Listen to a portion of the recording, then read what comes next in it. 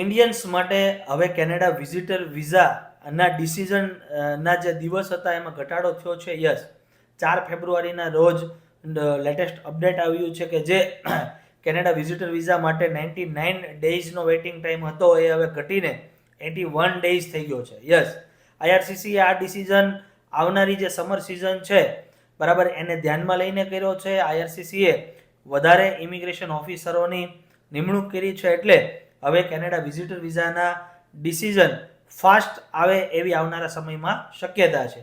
જો તમે કેનેડાના વિઝિટર વિઝા લેવા માંગતા હોવ તો તમે પ્રોપર ફાઇનાન્સ સાથે, પ્રોપર સોર્સ ઓફ ફંડ સાથે અને ઇન્ડિયાની અંદર તમારી ફેમિલી ટાઈઝ વધારે બોન્ડિંગથી દેખાડશો તો કેનેડા વિઝિટર વિઝાની મળવાની શક્યતાઓ વધારે છે.